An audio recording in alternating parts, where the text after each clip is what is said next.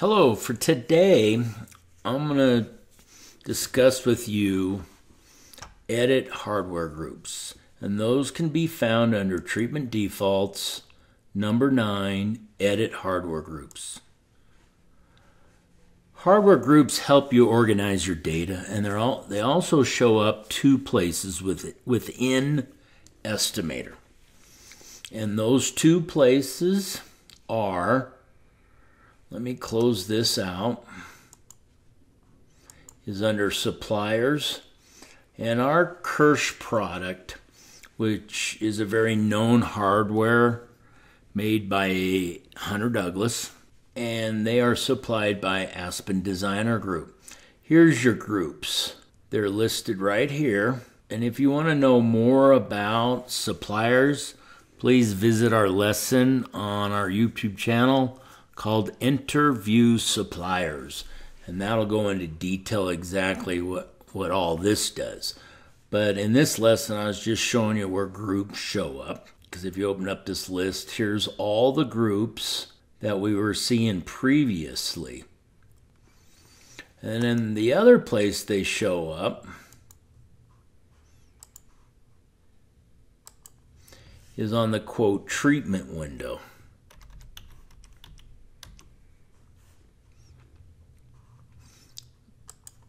And I'm going to drill down and show you exactly where that is found.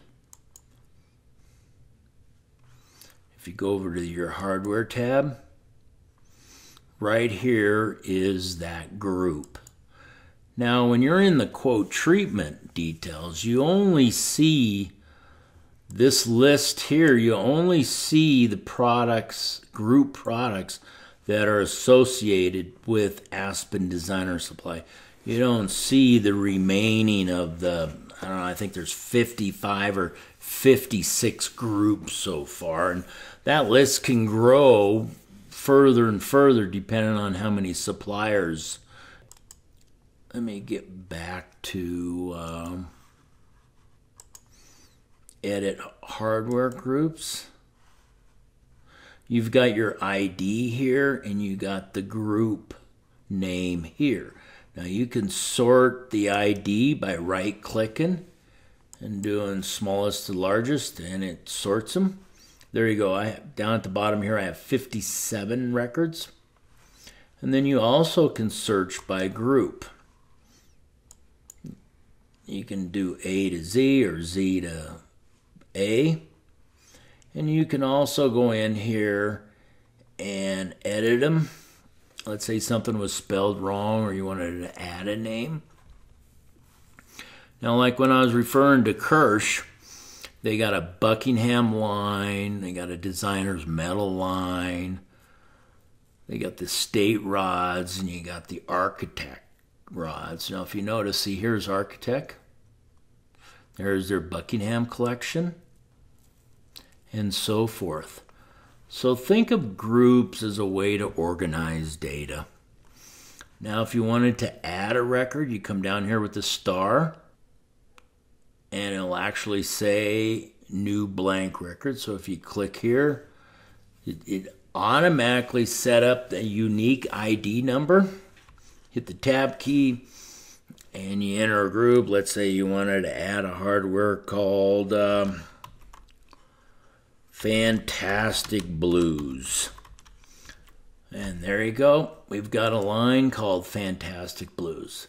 Now let's say, for example, I don't want to do that. Let's delete that. I'm going to delete it, and it actually gives you a message to delete this record, and you're going to click yes, and that group is no longer there. If I go to the very next record, archive, and this allows me to go backwards. If you hit the arrow with the vertical line in front of the arrow, you'll go to the very top of the list. Let's say you wanted to delete, let's say, this Architect rod. Now, it's not going to allow me because we actually have data that's linked to this group. All we could do is rename it, but we can't remove it because there's quotes and suppliers attached attached to that name. See what happens when I delete that. I'm going to get this call failed error saying you cannot delete this statement, conflicting with a reference of restraints. That means there's data actually attached to that link. So you cannot delete a record that actually has been associated something with a link. So that's how